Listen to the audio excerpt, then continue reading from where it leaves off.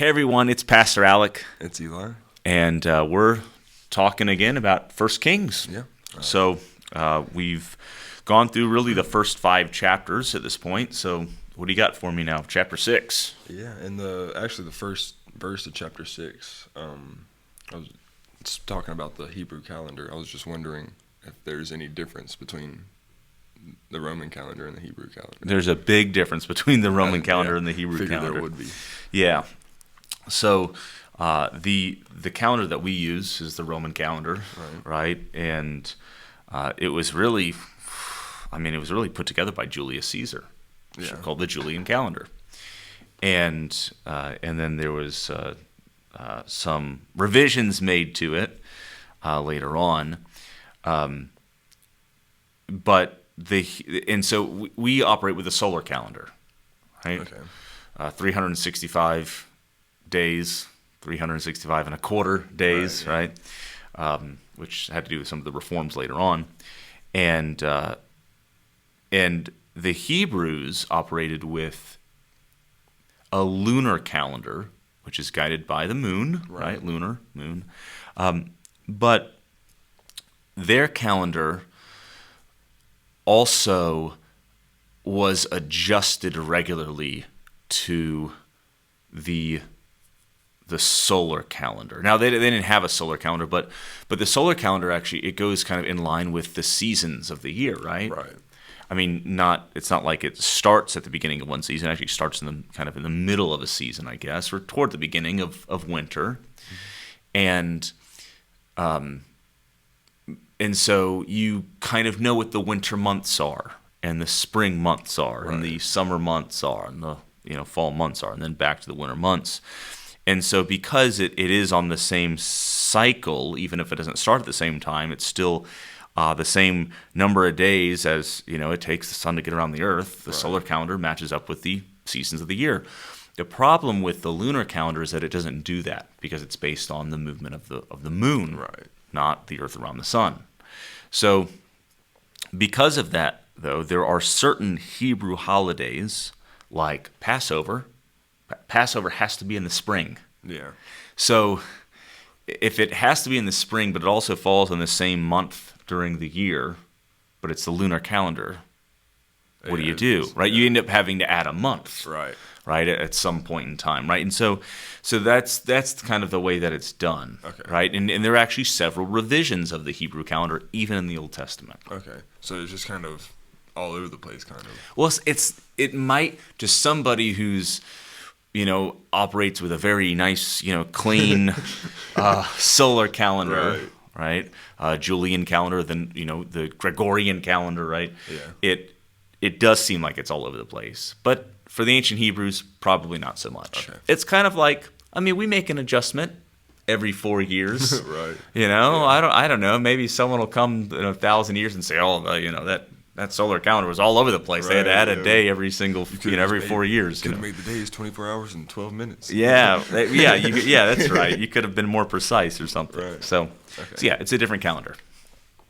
Which is why, so just to kind of, I think kind of for us, we actually see this in our contemporary culture because you'll notice that sometimes, the Jewish holiday of Passover and the Christmas holidays of, we see in Holy Week, Maundy, Thursday, Good Friday, Palm Sunday at the beginning, but Maundy, Thursday, Good Friday, then Easter Sunday, sometimes they fall on the same day as Passover. Okay.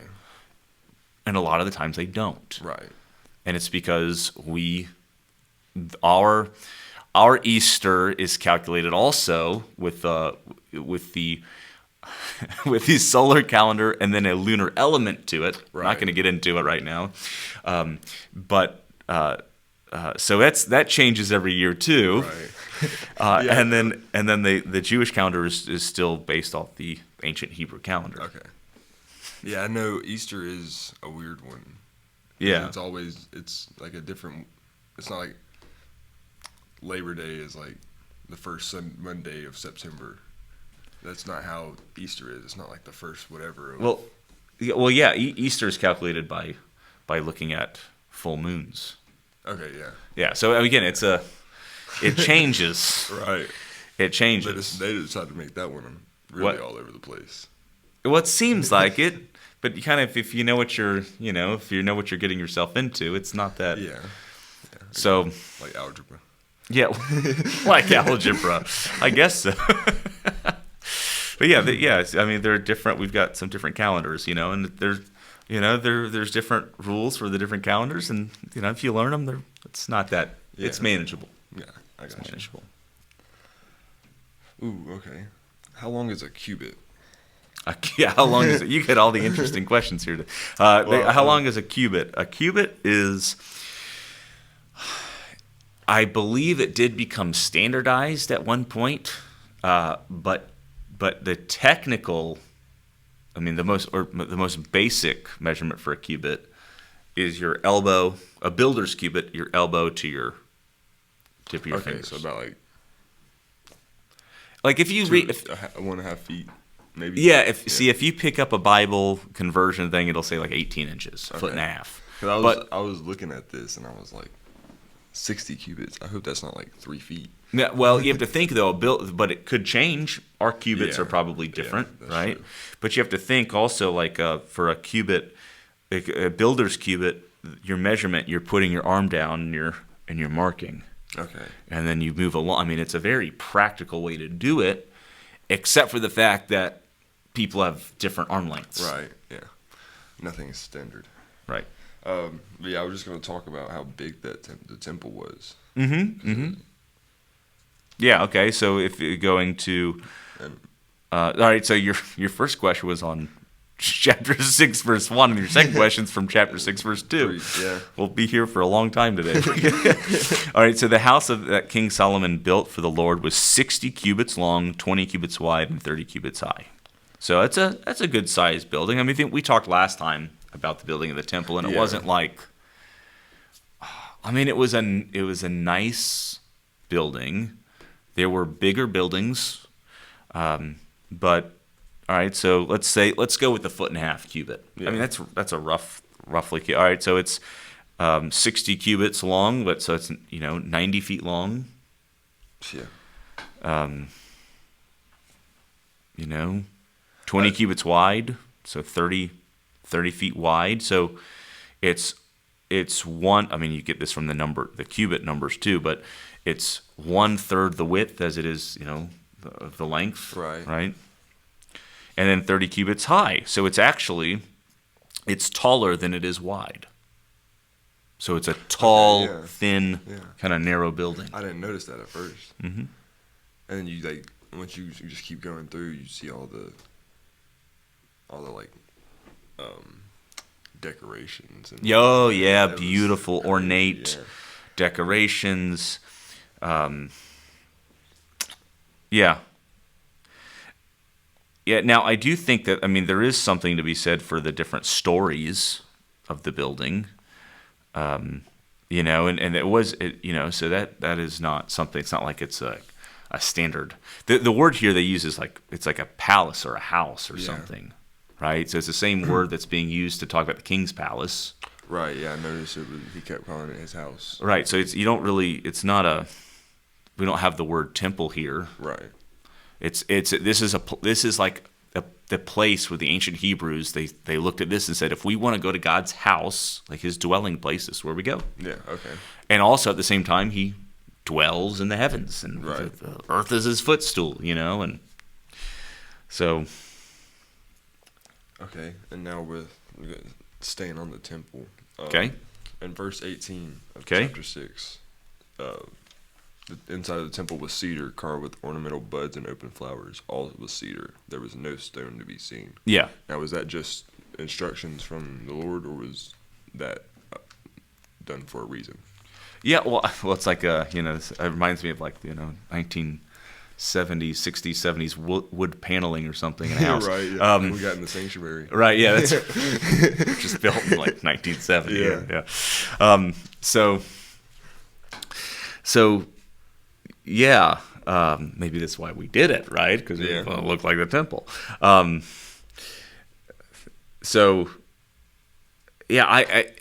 It is it is different in the sense we talked before about, like, this is a very predominantly wood building. Right. It's not really a stone building so much as it's a wood building. The second one's going to be a stone building. Right. And they had all that wood coming down from the rafts. They didn't have any stone, did they? I don't know. I can't remember. I mean, it's the cedars of Lebanon that are coming down, Yeah. right? So, but I mean, they have stone for they've got to have a foundation and all that. And they do Yeah. talk about the stones, but it's going to be, the second temple is going to be a very different building than the first temple. Okay. But yeah, what I love about the temple, and if you read through the decorations of it, and let's go verse 23. Well, verse 21. This is right after that, talking about the inner sanctuary.